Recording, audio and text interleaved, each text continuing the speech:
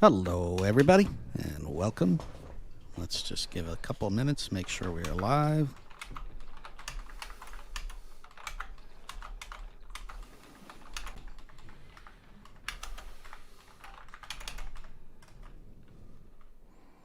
It says there are 0 people watching, and that's not true because I'm watching.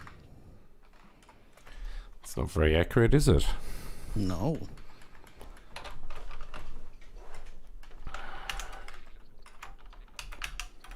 Well, hello, everybody.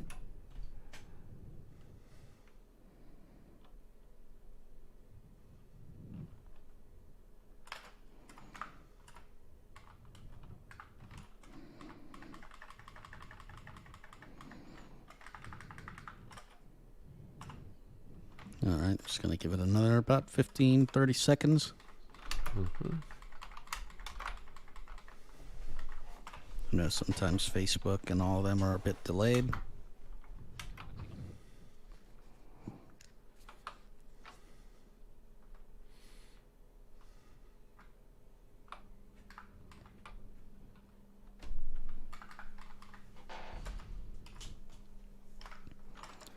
Okay, hello everybody, and welcome to the latest episode of the Blind Tech Guys podcast. This is episode number 69, and I'm here with you today. It is the 17th of January, at least here in the States, and 18th of January everywhere else, and who knows what day it is when you actually listen to this.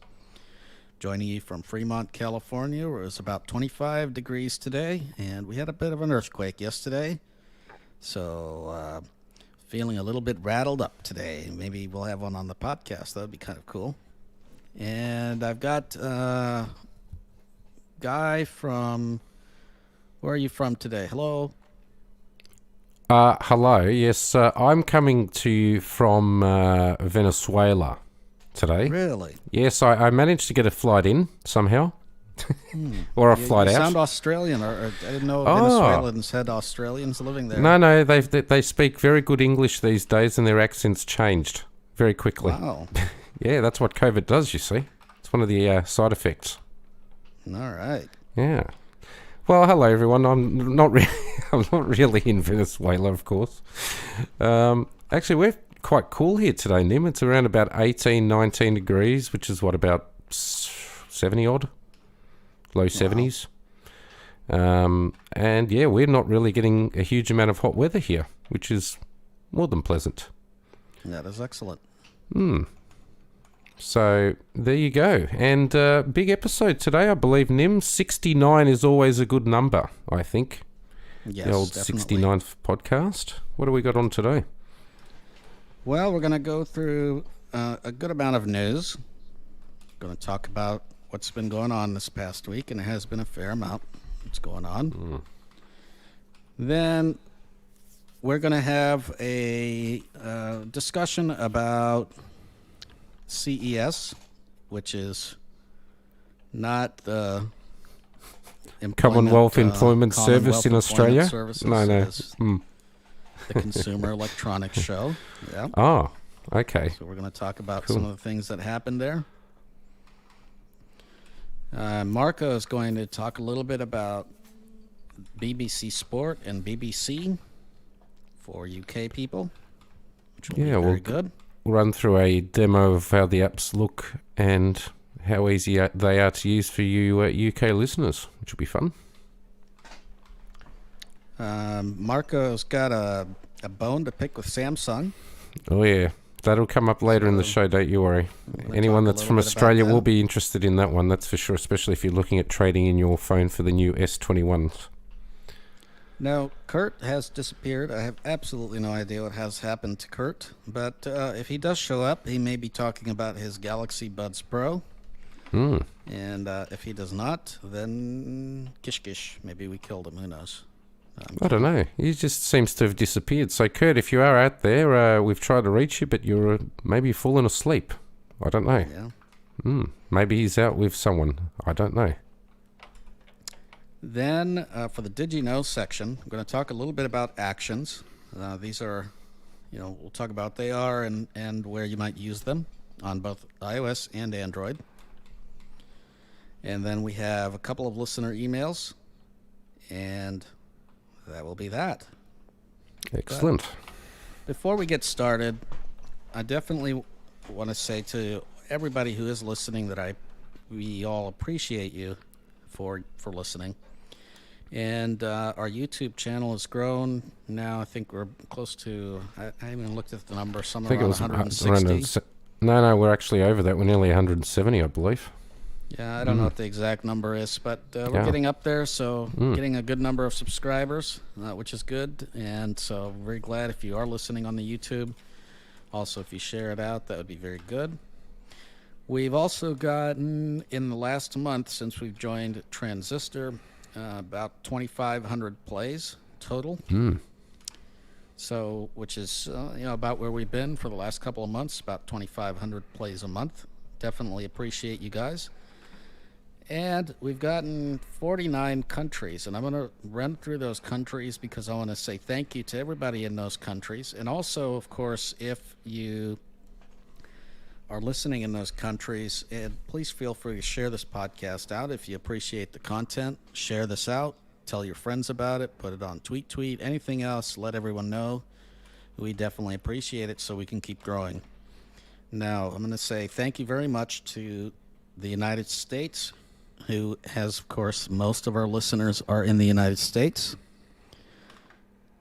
Australia, we've got the UK, we've got Canada, India, South Africa, Portugal, Spain, Germany, Ukraine, Italy, Thailand, Jamaica, Netherlands, New Zealand, Norway, Nigeria, Singapore, Malaysia, Belgium, Estonia, Zimbabwe, Sweden, Ireland, France, Switzerland, Pakistan, Philippines, Hong Kong, Russia, Puerto Rico, Mexico, Japan, Iran, Ghana, Trinidad and Tobago, Saudi Arabia, Israel, Poland, Nepal, Kenya, Jordan, Iraq, Indonesia, Ethiopia, China,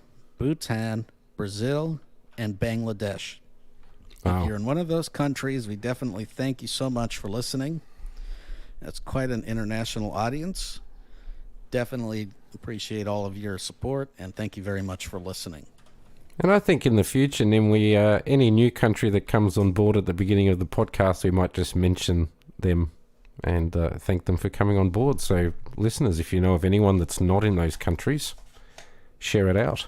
Let them know about the podcast, blindtechguys.com. That's right. Okay, well, let's start with what's new in the news.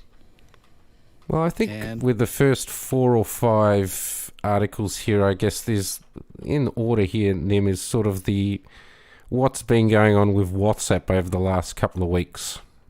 Sort of from them putting the whole spiel out about your information being shared, to them stating that, look, it's not going to be that bad, Facebook's not going to get it, to them ultimately coming back and saying, we're going to delay it happening from the beginning of February, and I think they've delayed it until May sometime.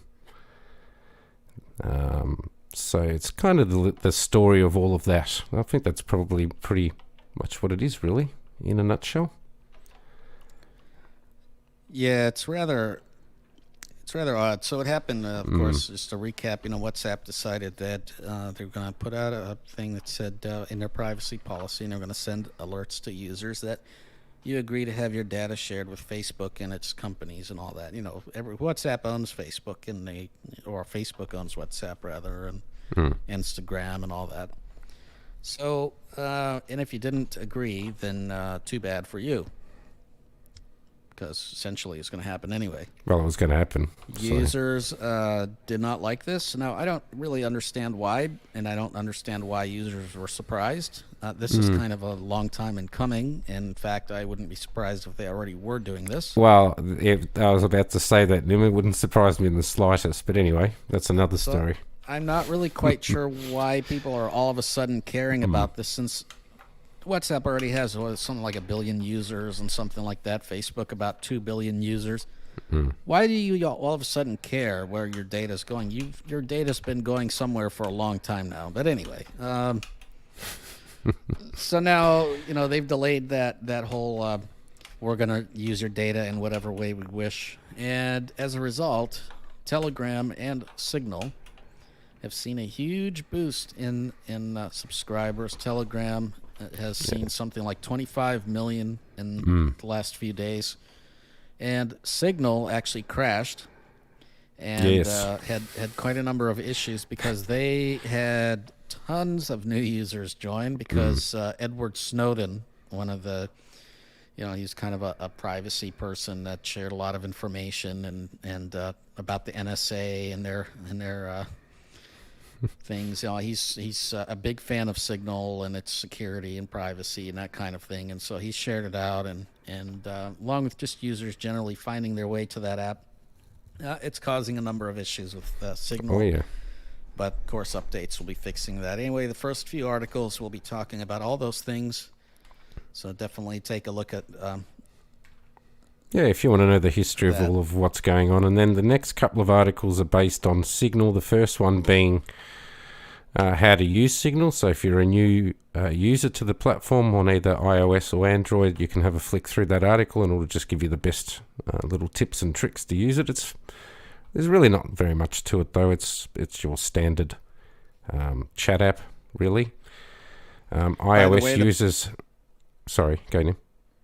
I was going to say the Blind Tech Guys team will not force a particular platform on you. We are on Telegram, WhatsApp, and Signal.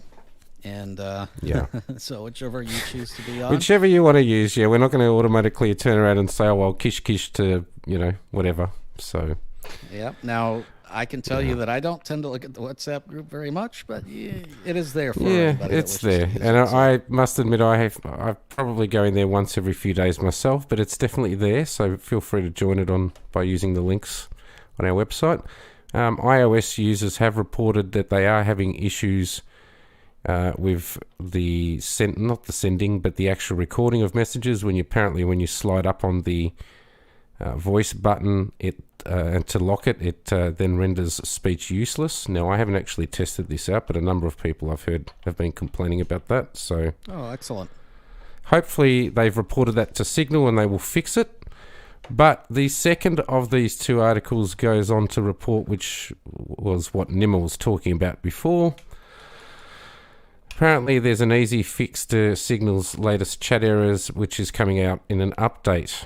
So anyone that's experiencing Signal issues, you might just have to wait for an update. And I suspect that's probably from a whole bunch of people coming onto the platform, Nim. So there you go. All right. So Qualcomm has just bought out a new company called Nuvia. And the whole idea behind this purchase, they spent $1.4 billion. And the whole idea is to try to compete with other ARM-based laptops. So the Apple, who's come out with their new M1 MacBooks and that kind of thing. And the hope is that other manufacturers will start using more of this tech. Well, it's interesting that Williams is on that board there, Nimmer. He was one of the Apple... chief people, wasn't he? That's right. One of their well-known people back in the day. And it has a lot more implications than just, the laptops, as I mentioned. There's implications for servers, for quite a lot of extra stuff. So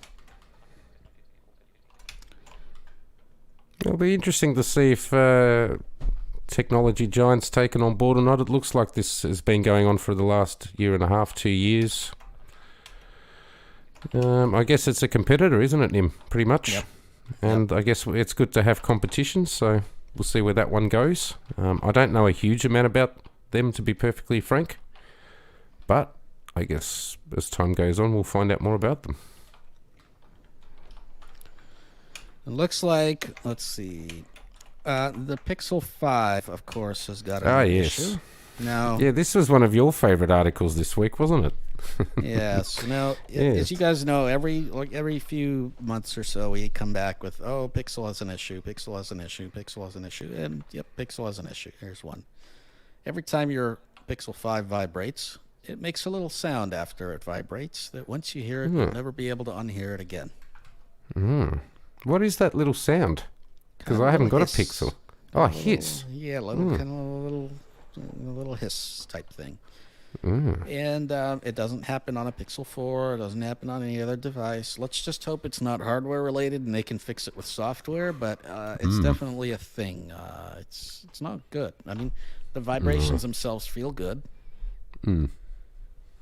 but yeah, it's not good. So is it like sort of the sort of hiss that you'd hear out of an Australian snake? Yeah, maybe. Yeah. Oh, very good. Well, so every time your phone vibrates, it hisses. Yeah, that's right. Oh, cool. Maybe that's not a bug. Maybe it's a feature. I don't know. Maybe.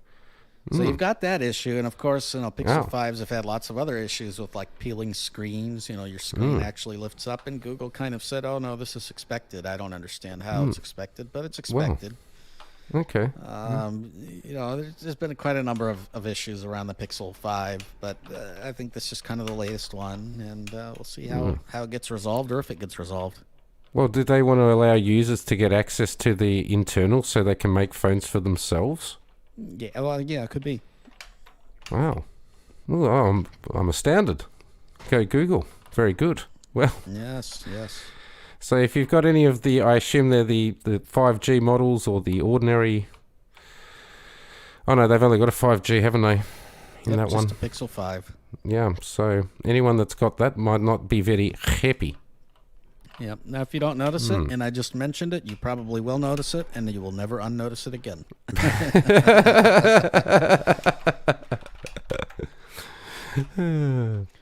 Google has a incognito mode for their Google Yes. Assistant, which kind of allows you to use the Google Assistant maybe a bit more privately, Guest mode, I believe it's called, is it? called guest mode. Yeah. Now, kind of interesting, like to my take, anytime you use these kind of assistants or search or anything else like that, are you really private? Is it really incognito? I don't know. I kind of have a lack of trust when it comes to that. But this article that we put in the show notes will tell us all about Google's new guest mode, and essentially, it won't save any of its interactions that it has with you. Can't you turn all of this off anyway in the settings? No, not at the moment. So this incognito mode will definitely allow you to do that. But at the moment, Okay. there's some Well, data that you can there's opt out of. Lots but of data most you it can opt out cannot. of. Okay. How do you opt into this guest mode, I wonder? Do we know? Yep, you just bring up the assistant and you say turn on guest mode. Okay. So essentially, when you do that, they can't personalize any ads or target you with ads, and they also will not collect your interactions. So is this going to be like is this going to be like Facebook when you tell it not to remember any of your location information and you still get ads for, where you've been? Something like that. Hopefully not. Oh, well, I guess we'll find out in due course. I might try it and report back as to whether it remembers anything. So when it's on, the assistant does play a special chime to let you know that it is on. And on the display, if you have a display, it'll show a kind of a guest icon. Okay. And you can always ask it, is guest mode on? And it should tell you. Now with guest mode on, you can do most of the things that you'd want to do with it off, like listening to music, asking for questions, and controlling smart devices. Commands that require access to personal information, like accessing the calendar or contact, will not work until you turn guest mode on. Or off, rather, sorry. Off, yeah. So the second beta release of 14.4 in the iOS land divulges more on this Find My Phone. Is that correct, Nima? From the looks of things here. The Find My app. Yeah, so they have this Find My Network feature that will allow you to find lost items even when you're not connected to a Wi-Fi network. It'll improve notifications for friends and family. So, for example, support new items like the Balkan new Sound for Freedom True wireless earbuds Jeez, that's a and mouthful. the AirTags. Yep. Wow. So, it'll only work for, of course, certain items and like the AirTags and that kind of thing. So we'll see when those get released. And the AirTags haven't even been released yet. So No. So they're still coming. And the other thing I believe it does, Nimmer, is go on to allow you to transfer sound sources from your pod or iPhone or vice versa backwards and forwards a bit more easily. Apparently that's getting an improvement. Now, I'm not a pod user, so I don't know how good or bad that is, but that might be good news to some people. yeah, no, I don't really understand this bit. It talks about in iOS 14.4. I'll just read this bit here. It says in 19.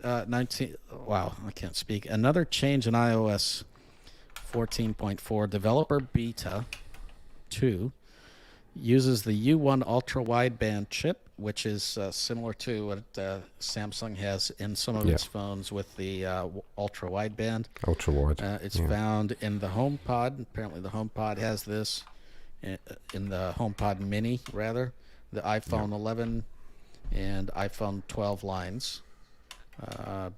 And it says it delivers certain cues. I don't know what that means, but it delivers certain cues to signal the transfer of audio from the HomePod Mini to an iPhone and vice versa.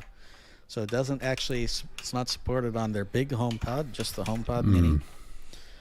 During the first developer beta build of iOS 14.4, this feature was so buggy that it was useless, although the new update improves it greatly. The iPhone being used for the feature would often freeze or not recognize the HomePod Mini.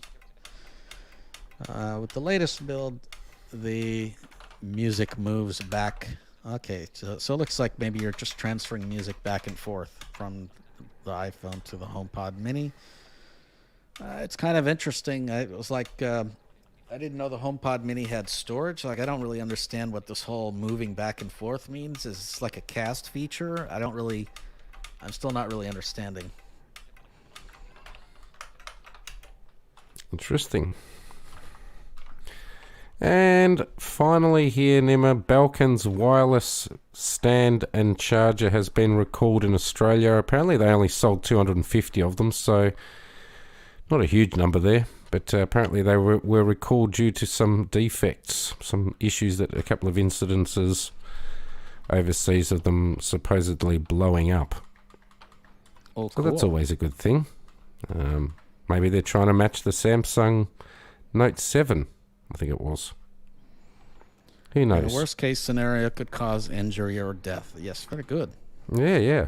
So luckily they only sold 250 of these here in this country. Obviously they weren't very popular, which is interesting, but they have withdrawn those. Just a warning to anyone that's got them. We will throw that in the show notes for anyone that might have them. I don't know if anyone does, but who knows?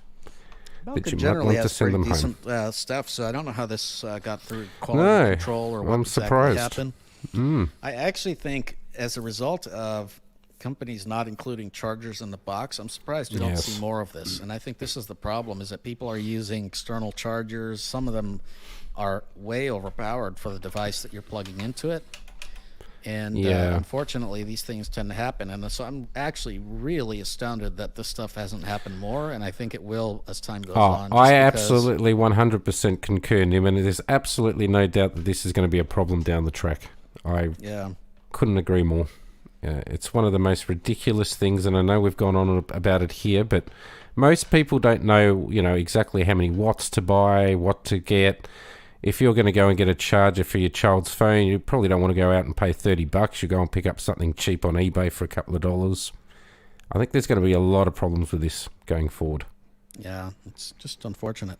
I'm actually surprised that nobody sued one of these companies for not including it. I mean, it'd almost be like, I don't know, what happens if you bought a phone that didn't have a speaker on it? You know, it's part of the phone to make the phone run. In my mind, that might be coming. When someone blows up their house or something, that might be exactly. I would not be surprised if something happens along those lines going forward, because a charger, to me, is an essential part of the phone. That's right. And it really takes up no room, and I really don't understand, yes, the whole environmental rubbish that they go on about, and I'm sorry, but it is rubbish. They're really not saving anything. So, anyway, we'll see what happens going forward with that. And now we're on to CES, the Consumer Electronics Show. Now, this is a big show that happens every single year, and all kinds of stuff, electronics items, fridges, TVs, stuff that isn't actually ever going to get released, just kind of prototypes, things that, might be something that you might want to look into, or a showcase for the future down the line 10 years from now. Self-driving tech, all that stuff happens at CES. Now, in this podcast, we focus a lot on like laptops and mobile devices and stuff like that. So we've linked to a couple of articles on some of the new things in terms of accessibility and in terms of just mainstream stuff as well. And so I'll just go through some of this stuff. Let's go through some of the accessibility stuff that was discussed. And there's probably, quite a bit more here that we're not mentioning. So they had a lot that came out into it that really can go in depth. I mean, we'd be talking for the next 20 years if we were going to go through everything. If you're a HP fan and a ASUS fan, anything like that, definitely worth a look. There's heaps and heaps and heaps of new stuff coming up. So in terms of accessibility, APH, the American Printing House for the Blind, was demoing this Mantis Braille display, and they were also talking about the Chameleon. And what these are, the Mantis is a Braille display, 40 cells, and it has a QWERTY keyboard. And I've kind of run into this issue too. Like right now I have a Braille display that's turned on, and I have typing on a Braille keyboard or on a physical keyboard. And frankly, it's not very comfortable having to reach back and forth between the keyboard and the Braille display and the keyboard. I'd probably use the Braille display a lot more if I didn't have to do that. Because it's just not comfortable to have a nice big keyboard and then all of a sudden have a display either in front or behind it. Either way, I'm having to reach for something, whether I'm reaching for the display or the keyboard.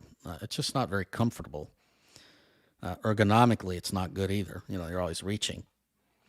And so if you can have a device that kind of integrates them both, I think that's a good thing. Now, I don't know how good the keyboard is. It's probably like a laptop-style piece of garbage keyboard. So it's certainly not a mechanical keyboard, but I think it's a good step, to have a keyboard, QWERTY keyboard with all the QWERTY keys, along with along with the Braille display. I think that's a good thing. And about $2,100 US, somewhere around there. It's actually not too bad. Yeah. Did they state as to when this is being released, by any chance? I believe it's actually already released. Oh, it's already out. Okay. Yeah. And then there's a good amount of stuff that was discussed regarding audio for people with hearing impairments. And I think this is important because, there are lots of blind people that have audio hearing loss. So, absolutely. There's this one thing called the Audicon More, and it looks like it's designed to help users with hearing loss better understand speech and pick up more sounds that they need to hear. So it's using AI essentially to process data in a complex way.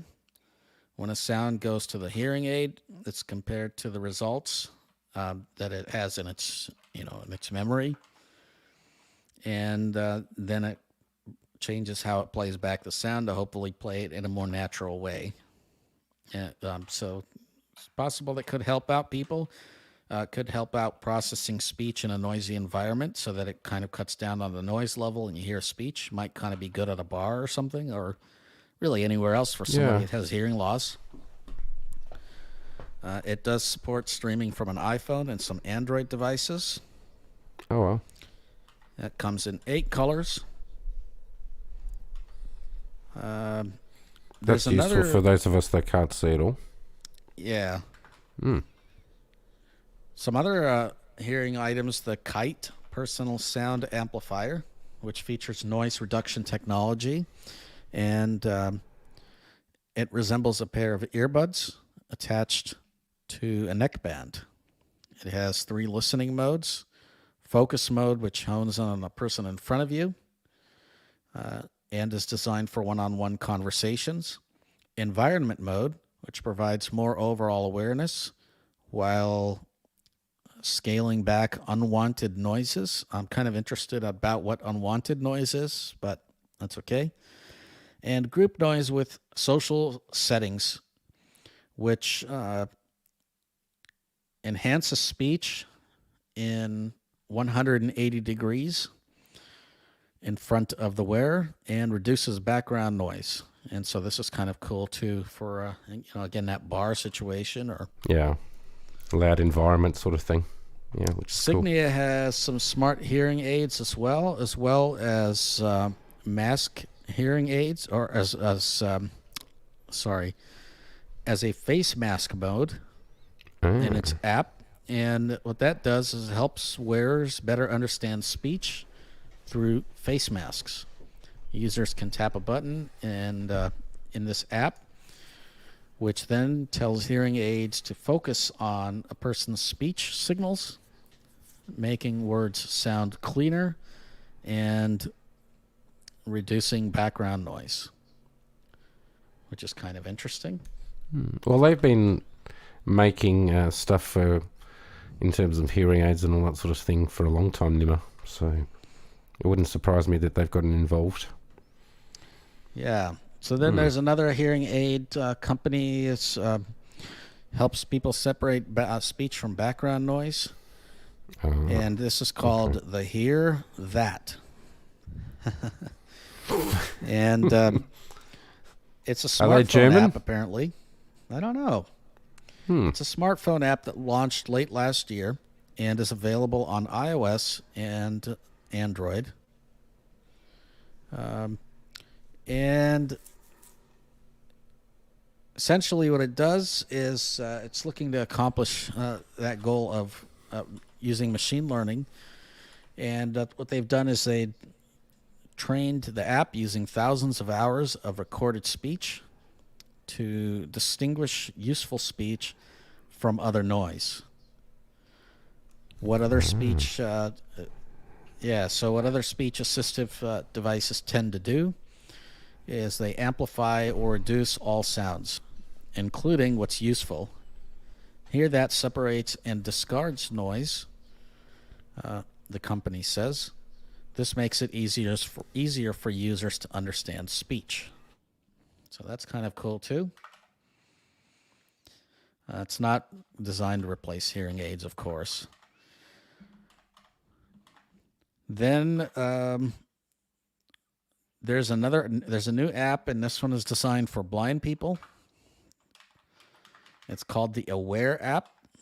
I have not tried this app, but apparently it's an iOS app coming to Android soon. It is by Sensible Innovations. Offers turn-by-turn descriptive navigation for users who can place their phone in their pocket and listen as the app announces places as they pass. Users can tell the app where they want to go, and it'll tell them when they arrive at their destination. Sounds like Google Maps to me. Aware also provides audio description of locations, such as a store's layout.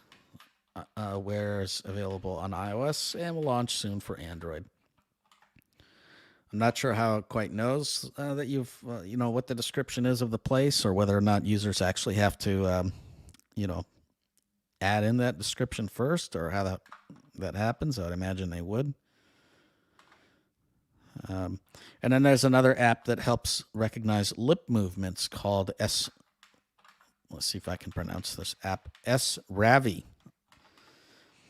And so, if somebody's in critical care is not able to talk, or people that have speech difficulties, it helps recognize lip movements and translate that into words. It's in trial with the UK's National Health Service.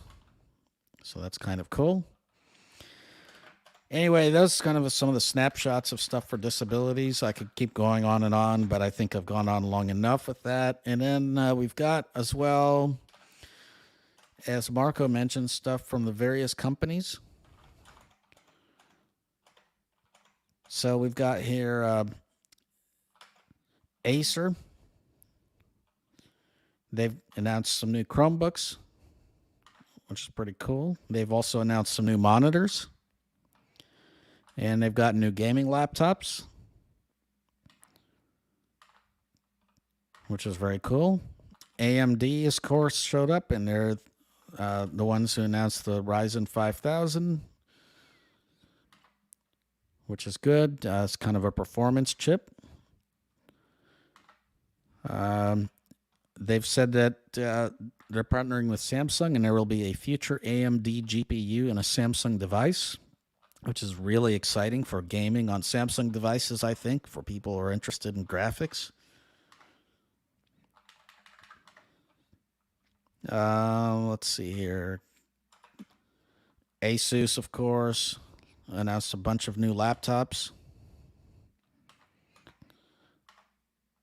Gigabyte, which is another company, makes laptops, announced a bunch of new ones. They've also announced a laptop that has a mechanical keyboard, which is interesting.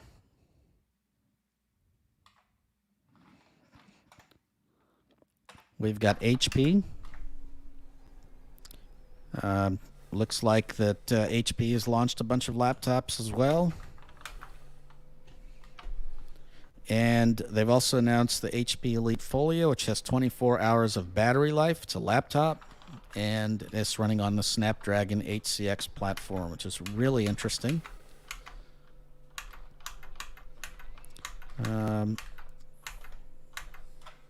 Intel,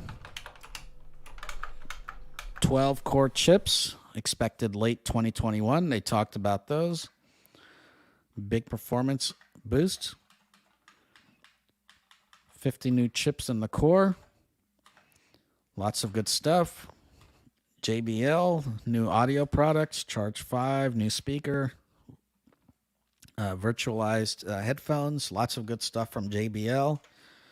Lenovo, lots of new devices, laptops, IdeaPad 5G, of course, 5G laptop with long battery life, an Android tablet, a new Yoga with all-in-one laptop with a rotating display. It's kind of interesting. Ryzen GPUs, CPUs, which is AMD. LG, lots of new things from LG, new refrigerator, TV, MSI, lots of new stuff, new motherboards, laptops, desktops, NVIDIA graphics cards, RTX 3060, more accessible graphics cards for gamers, Panasonic, flagship TV, they've announced that. We've got Razer, they're known for gaming stuff, and so they wonder if they talked brought about out the any new updates headsets for their laptops. Yep. And hello, listeners. I'm back. My connection died, so I'm not sure if you noticed Welcome there, back. Nima, but I did, yeah. yep. But we're back. Looks like Samsung announced some new TVs, which is very good. 110-inch and 99-inch sizes. Wow. Wow. Who would have thought that we would ever get a TV that's big? You know, Yeah, that's that's just crazy. craziness. Wow. I don't even think my whole place is 110 inches. I was going to say, would your wall fit that? I don't know. That's pretty big. Sheesh. That is big, yeah. Wonder how somebody fits that in the door of their house. Well, It'd be interesting. And that thing would, I mean, remember the TVs have gotten light over the last few years, but carrying around a 110-inch TV wouldn't be light. And plus, it'd be cumbersome to get that into a house. Sheesh. So it looks like we've got some TVs that are 8K. We've got a new Chromebook from Samsung, Galaxy Chromebook, which is packed with a 1080p QLED display. Oh, is that the one that's got supposedly the 11th gen? I think that's the 11th gen, isn't it? Or is that the Asus? That might be the Asus, actually. Yeah, I think that's the Asus. Yeah. Smart Things Pet, little thing that monitors your pet Oh. with Smart Things devices. It's kind of interesting. We talked about robots. And, of course, they announced their new Exynos processor. Yes. Sony made a showing, too. Of course, they usually do. New TVs. Their Bravia TVs are usually excellent TVs. Yeah, they are. They're very good. So those are all kinds of new TVs. They also announced some new speakers. 360 reality audio speakers. Okay. Kind of interesting. TCL. Well, they've been around for a long time. Yeah, they're now doing budget phones, so they were announcing a few budget phones. And they're announcing some new televisions as well, of course. And some people really love the TCL phones for whatever reason, but they are quite popular in the VI world. So that's the information from CES. There's a lot of other stuff too. Lots there. Put in some articles, but also, you can also Google and see what you find. But there's all kinds of stuff on CES. If there's anything specific that you're looking for, I'm sure it was probably talked about in CES. And also, if you Google around, you'll definitely be able to find videos about various things that happened throughout the event. But there's lots out there, Nim. We've got some comments that we have absolutely neglected. Those. Yeah, I just noticed those myself. So apologies to Harshid, Vroom Vroom, and there was one other there from Thomas Chan. Yes, Vroom Vroom says hi. Thomas Chan says hello. Hello.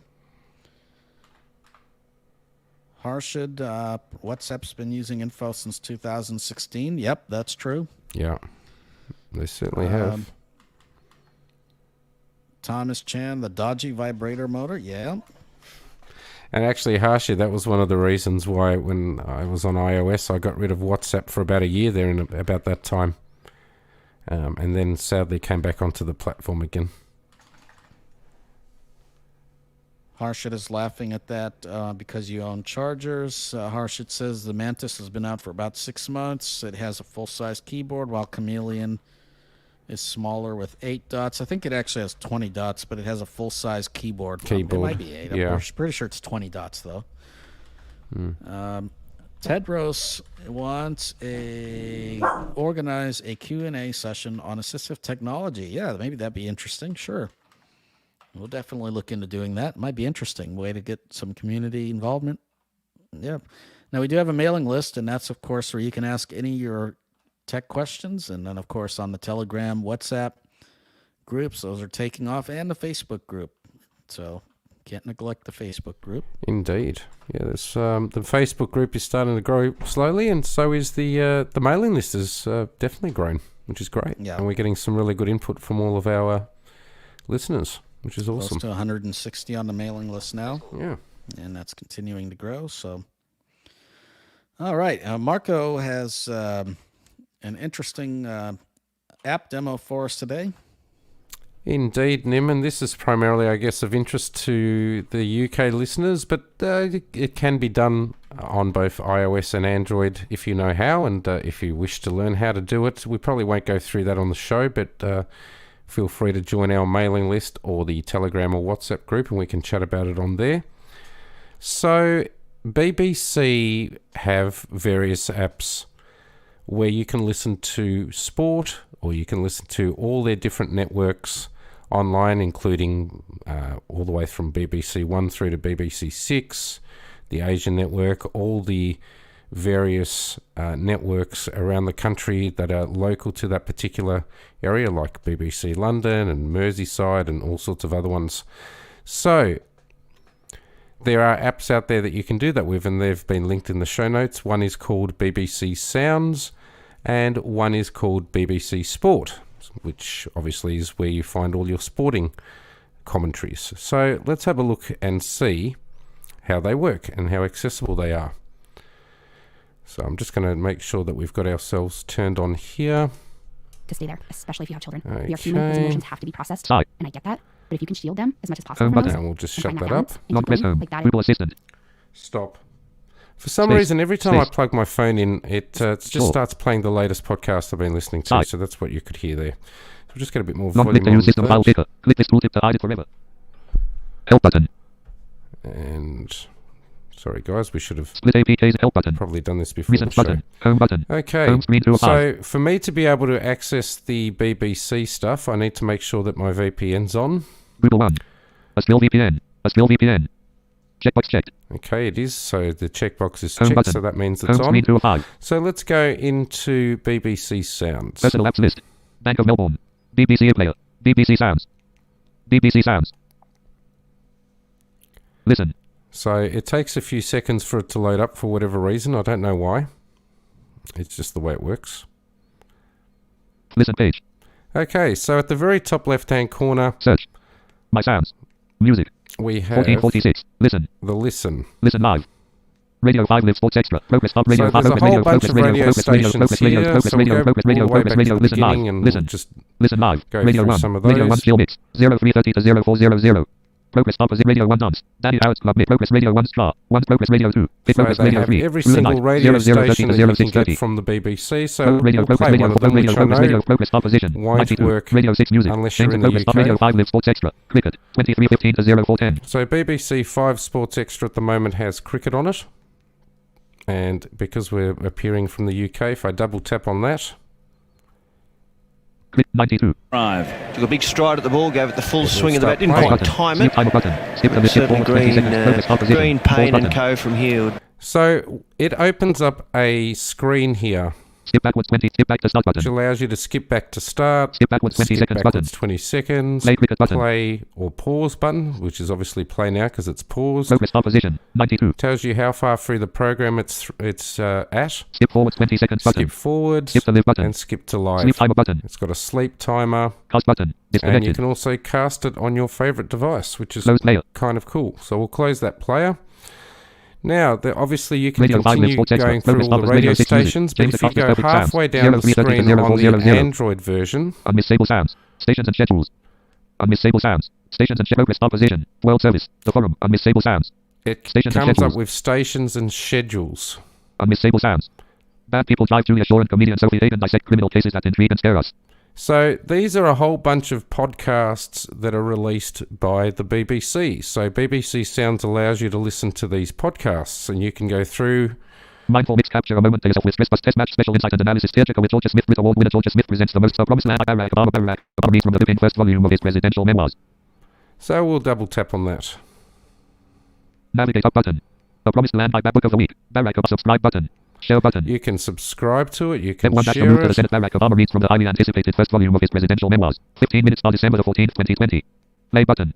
And you can obviously play it. And then if you click on that, it will open up a screen similar to what you had with the radio, where you can, skip forward, skip backwards, blah, blah, blah, cast it, and have a sleep Back timer. button.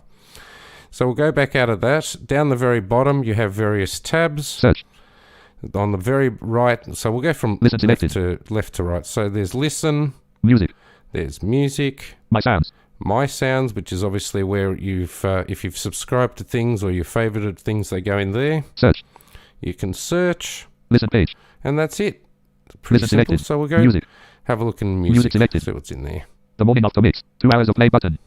The Happy Hour from Radio 1. Positive vibes for the new year. 60 minutes January the 9th, 2021. Play button. The Takeover Mix. So Handpicked there's by your various hands. Song things second there. listen. Music selected. I don't know if I've got My anything Sounds. in My Sounds. My Let's sounds have a look. selected. Subscribe button. Bookmarks button. Subscribe button. So you've got bookmarks, subscribe, Downloads button. downloads. So obviously you can download things on here. Latest.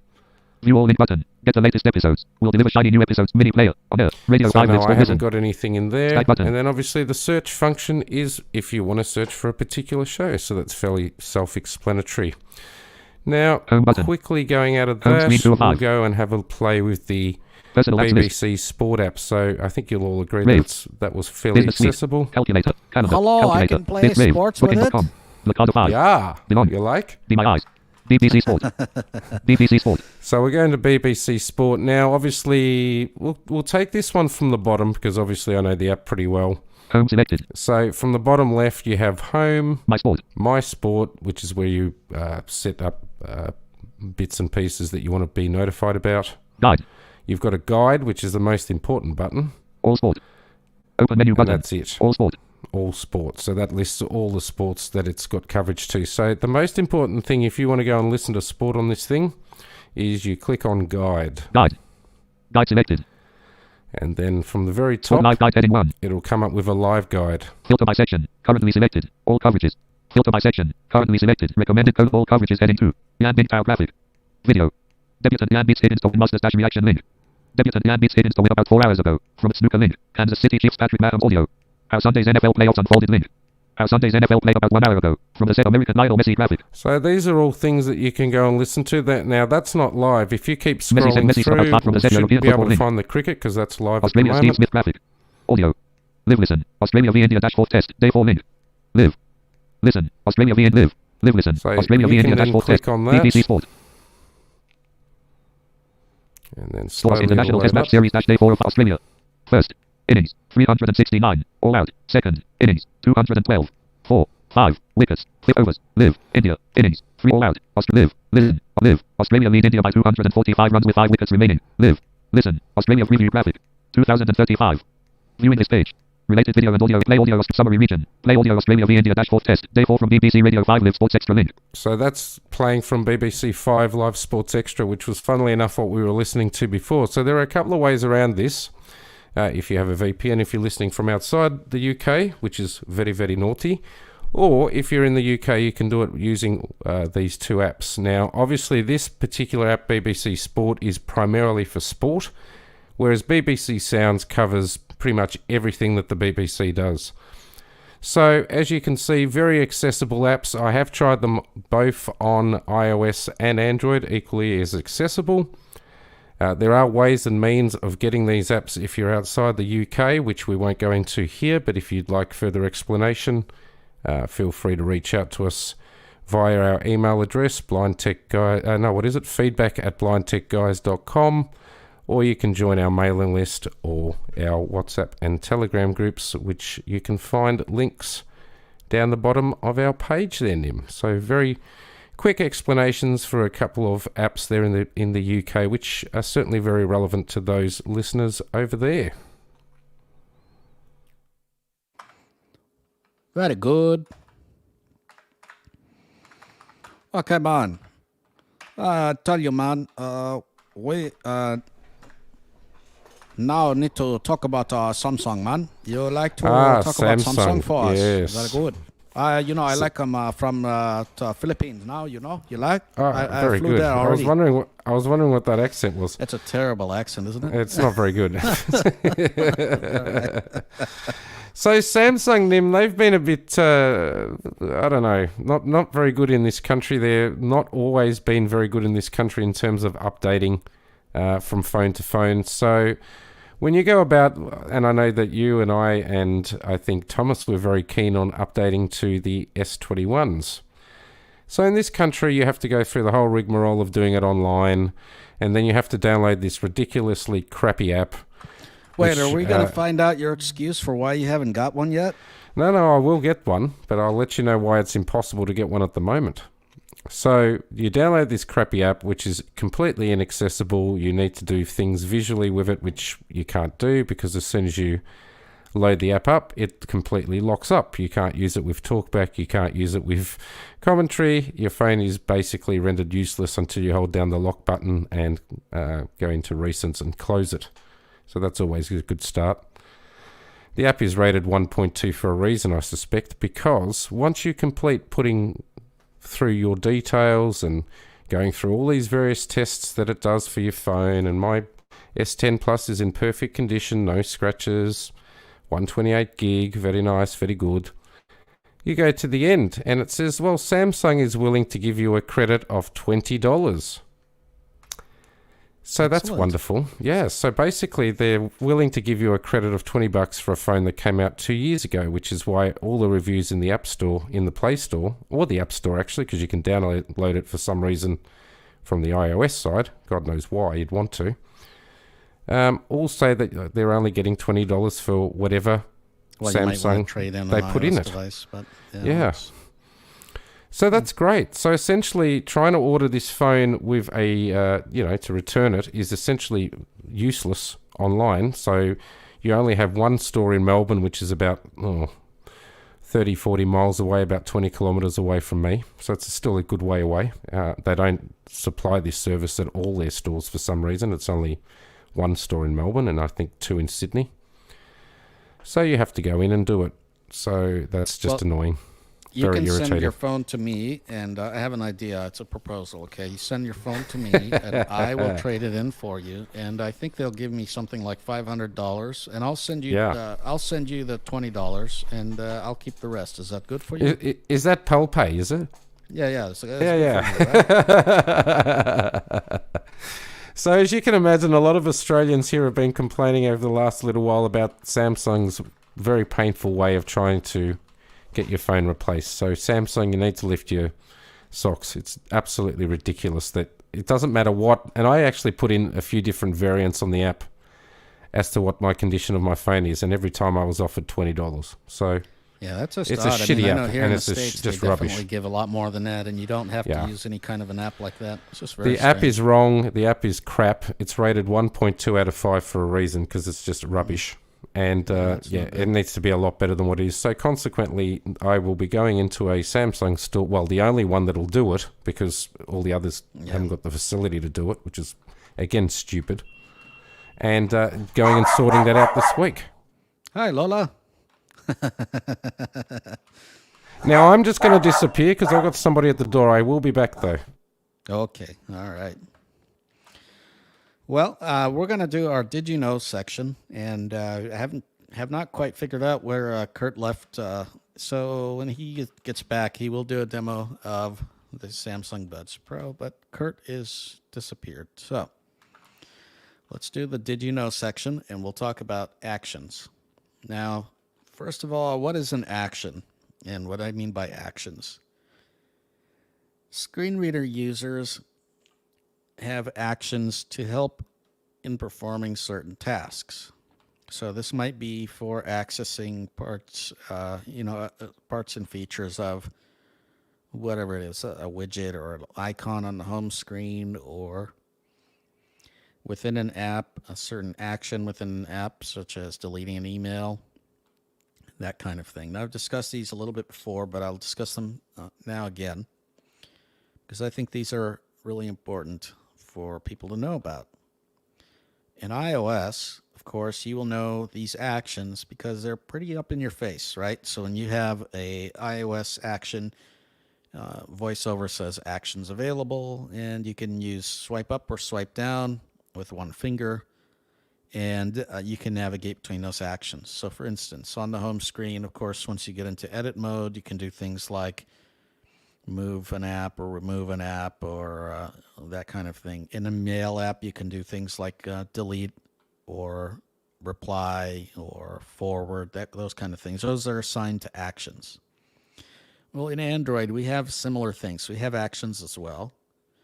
And the unfortunate thing is in TalkBack, these actions are within the TalkBack menu or the local context menu. So in order to access a TalkBack action, for example, on a Samsung device, so let's unlock the device.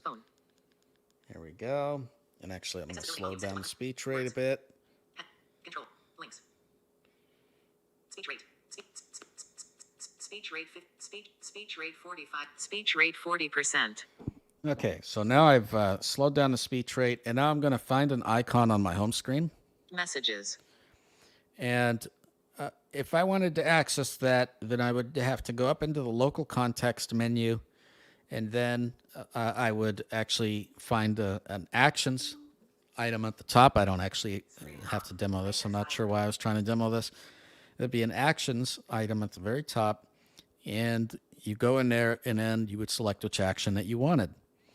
Now, one way around this is to actually assign a particular gesture for an action. And so this is the Did You Know section that you can actually assign a gesture that will specifically trigger the actions. So, for instance, you can go into the TalkBack menu, go into the TalkBack settings, and go under Manage Gestures, and it says Customize Gestures, and then you will have a list of the different gestures that you can use. So, for instance, you can use a flick left and right, or right and left, or whichever one you can use, an unused one, or even one that is used, but you don't actually do that gesture. Now, you go in, you double tap on that, and then you're presented with a list of actions that you can actually assign to that gesture.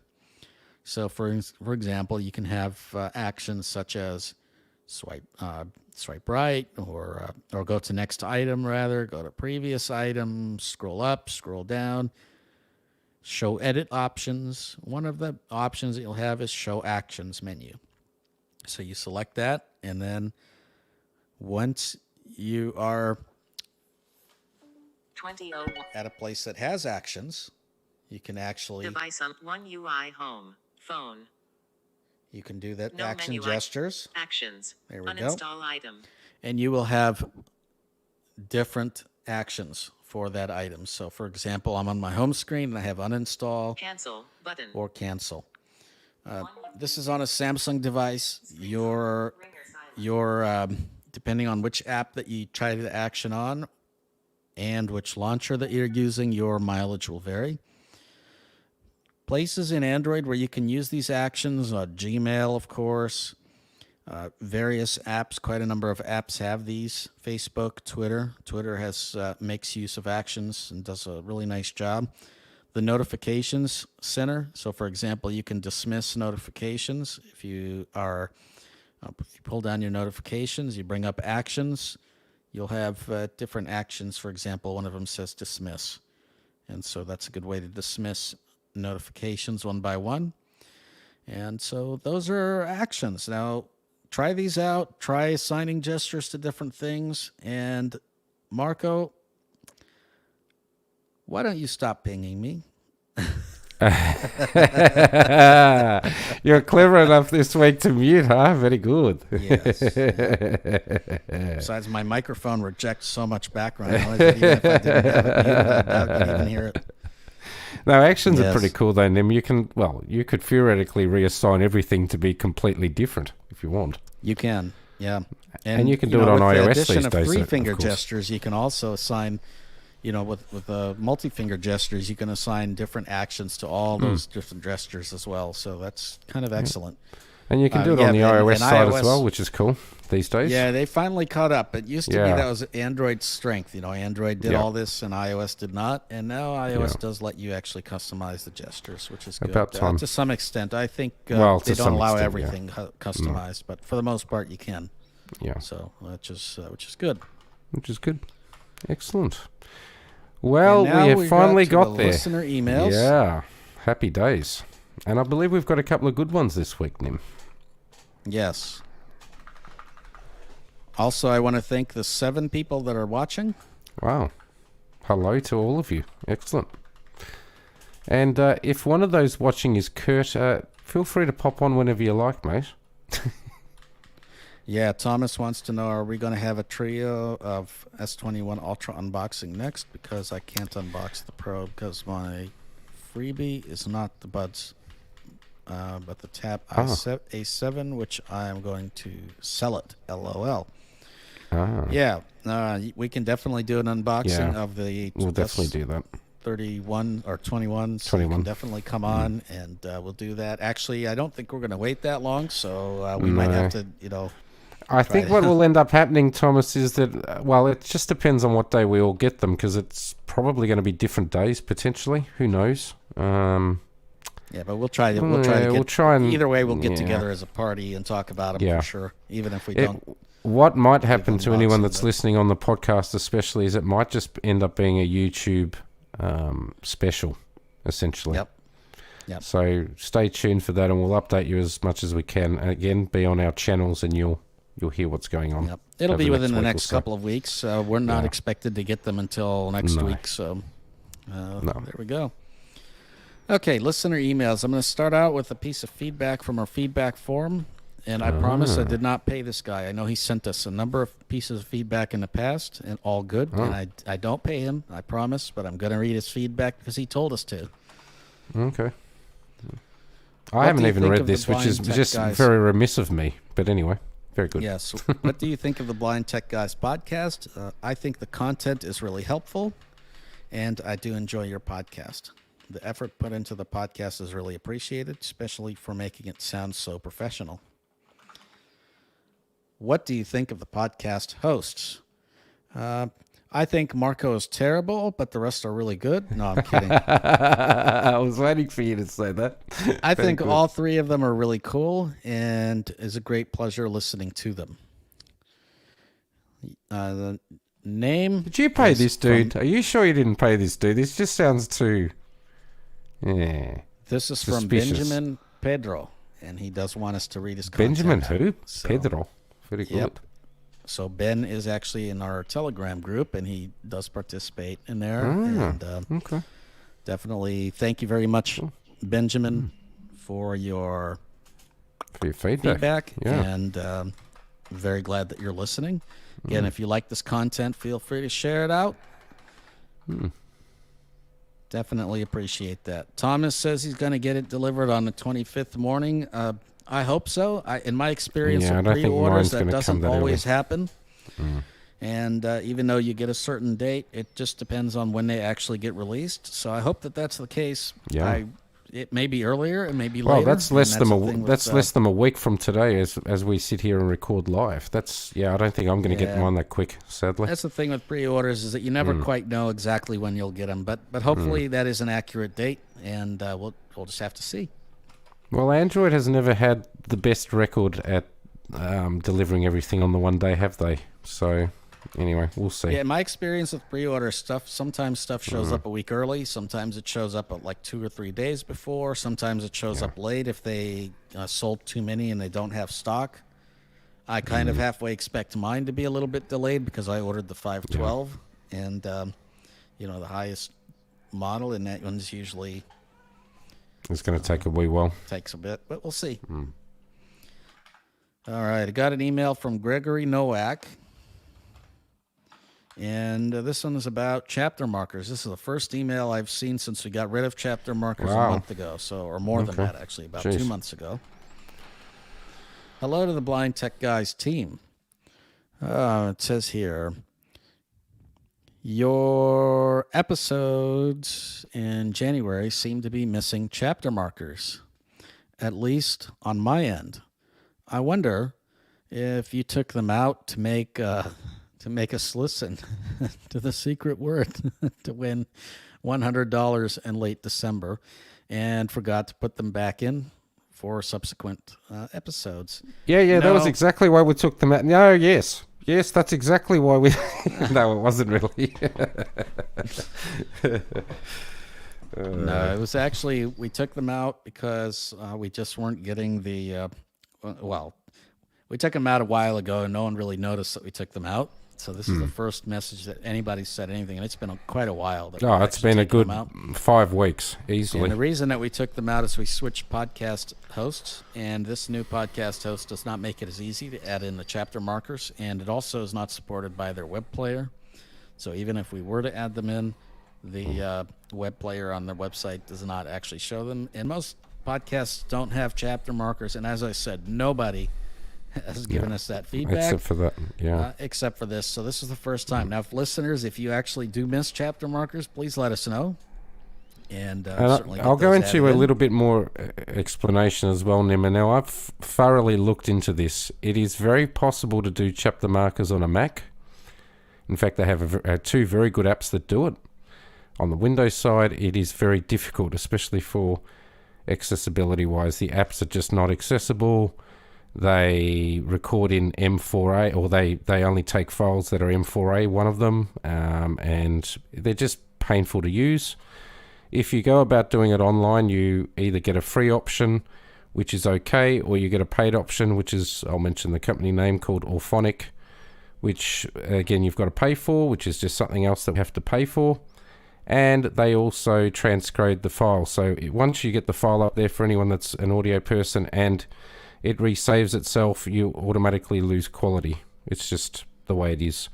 So like Nima said, unless you're really missing it and you're really, really wanting it back, I don't think we'll be bringing it back. If you really, really want it, then we'll think about it.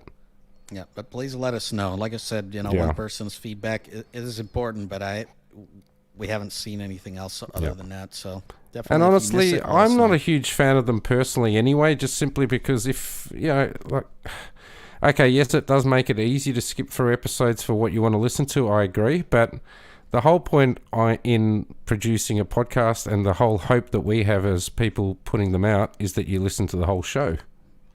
Yep, And that's right. that's what we hope that you do. And I guess if you want to skip through certain sections, which is completely understandable, then there's 30 seconds forward and backwards. I guess you can do it that way as well. So, yeah.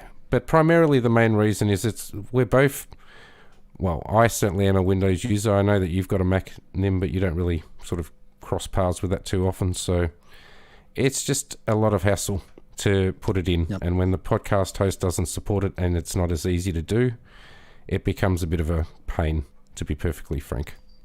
That's So right. that's where it's at. Now here, it says there are 2 GNU Linux distributions that I'm aware of right now. So he also said this in his email as well, and I know we were talking about that last time, besides the one that you mentioned, which I think was Coconut. The 2 are specifically developed with accessibility in mind. They are Linux. Yep, Linux is no longer being developed, though. That's gone Gregory? goodbye, hasn't it? Yeah, it's been Yeah. gone for quite a while. There was another one, Sonar, and Linux and Sonar were supposed to merge, but those two are gone, and that's why I didn't mention them. The other one that you mentioned here is called Slint, and that was the one that I was trying to think of last week that I couldn't think of the name. Yes, Slint is still going, and that one is still there, although it's kind of about a year outdated. But I think the developer is still active working with it, so yes, Slint is definitely still there as well. So thank you for that, Greg. Definitely appreciate that.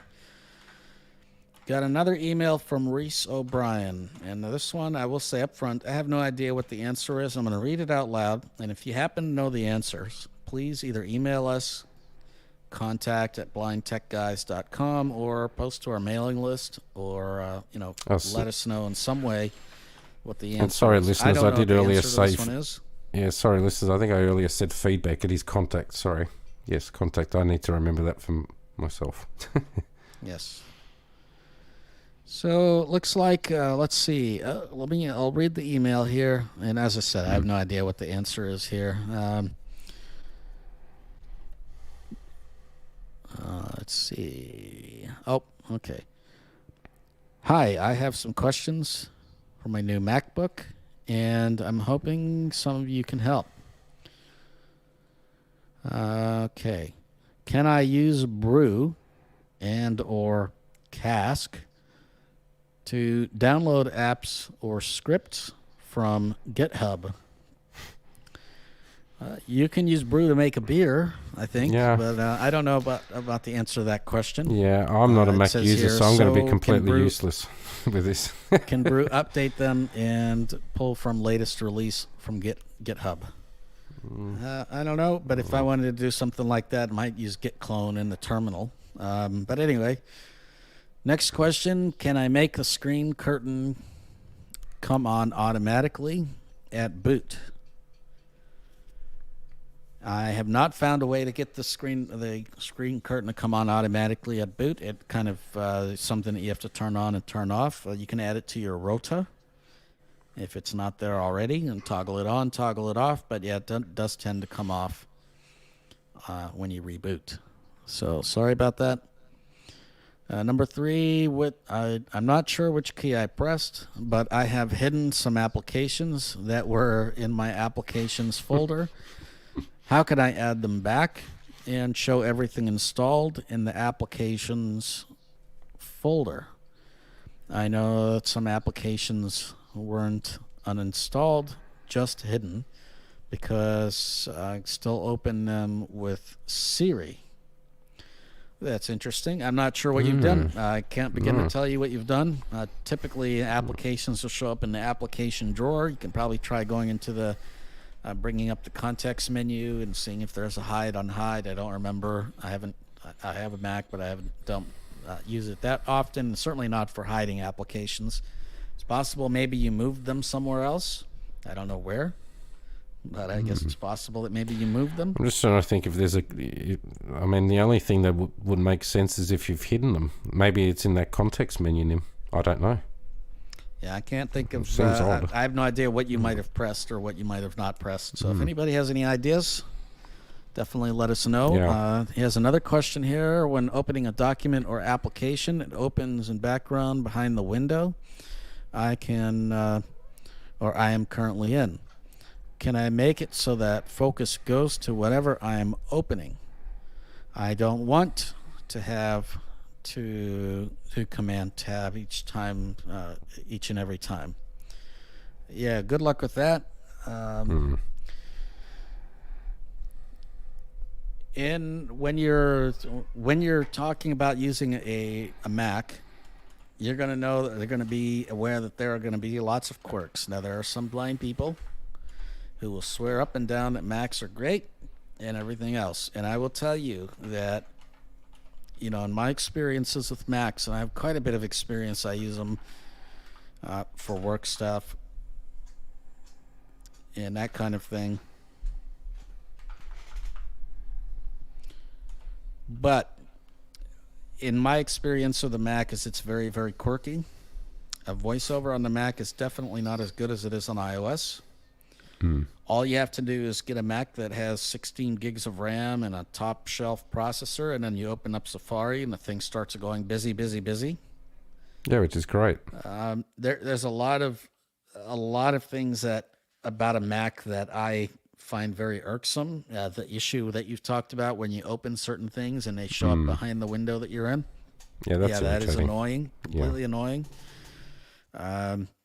Certain times, voiceover just crashes. You got to reload it, turn it off, turn it back on. I'm not a fan of the Mac, and a lot of things, some things are even disabled, so you have to go in there and actually enable them. For example, navigating a website or something, if you want to use the tab key to navigate, then you actually have to turn on the keyboard shortcuts to be able to do that in the Safari preferences. Just a lot of things, or even in your keyboard preferences on the Mac, a lot of things are just very irksome about a Mac. And I'm talking about, I've used the Macs certainly in Windows, Linux, Chrome OS, and I find Mac to be probably one of the most painful. So, yeah, would definitely agree, Nim. I tried to use a Mac and this is going back many years. I'm talking half a dozen years ago. I used it I did a similar sort of process actually, Nim. I tried to use it for a couple of weeks, as I did when I went from iOS to Android, and I just could not do it. I hated it. I just found too many quirky bits and pieces, and especially that busy thing that you talk about, apps being hidden behind, which is what we've just talked about, stuff like that. It's just painful. I don't know. I didn't enjoy it. Lots of people do. No problem with that, but I don't know. I didn't. So I wish you well with those questions. I sadly, like Nima, can't help you. Hopefully somebody can. And if you can, let us know. Because I unfortunately don't know either. Now, it looks like Tedros... I have heard Jonathan Mosen talking about a host called Pinecast. Did you look into that? Yeah, I did look at Pinecast. Yeah, no, I we've did looked not at look at Pinecast. every single podcast host out there, but actually Pinecast is the one I did look at. And it had a number of quirks, and also its plans weren't really competitive that I found. And in They were terms of quite what it expensive offered, from memory. yeah, and in terms of what it offered, it just was not. it didn't offer as many features.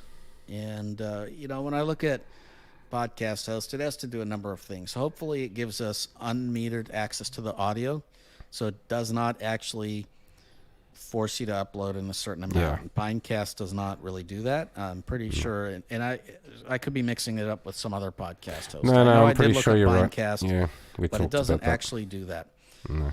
Another thing I look at is how much time it gives you when you do a podcast, and whether or not you can have multiple podcasts on the same plan.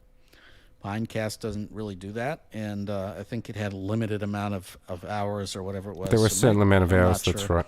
Yeah, it was. Yeah. It is either that or file size limited. I don't remember which one it was. It might have been a file size limit. Anyway, it's too limiting for what we need.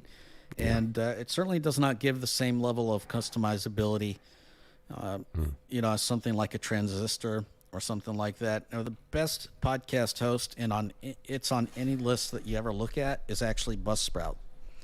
Yeah. If you look at any podcast list, Buzzsprout is at or very near the top. Now, we switched away from Buzzsprout because of the price for what they were giving us, not because they weren't actually a good host, because They were Buzzsprout excellent. was pretty decent. Yeah, they were decent. Um, There was a for couple of things that annoyed me, though, about them, but There I were. mean, Yeah, there were. But You I know. think you're going to find annoyances with any platform. I've certainly found some with Transistor, although I think they're Yeah. fine. I think they're okay, but there are some quirks. I actually wish, and I don't know if anyone will be listening from there, but I actually think Captivate is one of the best ones out there, except that they're not all that accessible at the moment. If they fix that up, I actually think they'd be pretty decent. As Yeah, a they podcast did host. ask me to be on their panel or something like that, and strangely, I haven't heard anything back from that. Yeah. And the other strange thing is that as soon as I stopped paying them, that's kind of around when They the sort of communication disappeared. stopped. Yeah, so yeah, I'm funny like, that. I'm not going to keep paying you for a service Yeah. that isn't accessible. Yeah. So But yeah, if you the find whole a point. podcast host Yeah. that gives us everything we need, we'll certainly look into it. And this Yeah. is why we don't give out the RSS feed link anymore, No. so we can just switch. Nimmer and I providers. have looked very extensively at all sorts of hosts. We looked at Libsyn, which are also very good. I actually really like Libsyn, but again, they limit you by file size, which is very annoying. Yeah, and their We've interface, looked at, frankly, is and their very interface clunky. is painful. Yeah. We've looked. I actually think Buzzsprout is excellent, but again, they tamper with audio and they do bits and pieces, and I don't know. There's just a couple of bits that annoy me about them. So, yeah, unfortunately, you're never going to find. I don't think there is one perfect host for blind and visually impaired people. That's right. Podbeam again is pretty good, but there's some quirks with that. Yeah, They're all there's some pretty good in their definite own way. accessibility challenges with Podbean. That one's Podbeam, definitely the absolutely. best for the price, $9 a month or something for unlimited. Absolutely, but Best you've for got the price. issues with accessibility. And actually, a very good friend of mine who hosts a podcast out of Tasmania is just about to switch away. I think he's been a bit lazy to get rid of them, but he's found a lot of accessibility issues with them. Yeah, there's definitely During this accessibility time. challenges with that, and I Yeah. do think they also may play around with the audio. They certainly do on Yeah. their so-called Oh, streaming absolutely, platform. yeah. So, So anyway, that's a quick outline. I'm relatively happy with where we are at the moment. I think Nimmer is as well. So I think we'll stick with that. And I think this is to do with the whole chapter markers thing. It's funny, whenever we mention chapter markers, a few people seem to say something about it. But when it comes down to actually getting feedback, as we said earlier, I think that's the first piece of feedback we've received in 5 weeks. So that's right. I mean, unless we get a whole ton of feedback and we start getting listener after listener complaining about it, it's not going to be necessarily, and I'm just being honest with you, listeners, it's probably not going to be a priority at this point in time. Yep, that's right. But if you'd like to join us and you'd like to create those for us, Oh, feel us know. free. Absolutely. If you've got a Mac and you want to put in chapter markers and send me back the file, I'm more than happy to do that. It'd be great. yep. Because I'm not going to buy a Mac just for chapter markers. All right, everybody. Well, Kurt, wherever you are in your bunker or somewhere hidden away, I reckon he's or fallen maybe asleep I or don't know something. if Hopefully that, nothing bad's happened. earthquake Jeez. got to you Yeah. yesterday, or I don't think you guys would have felt it out there. No, but probably you know, not from there. I hope that you're doing okay, and Yeah. we hope that you'll join us next time. And I want to thank everybody here for listening. If you like this, please hit that like button. I'd be interested to see if we have that dislike from Austin.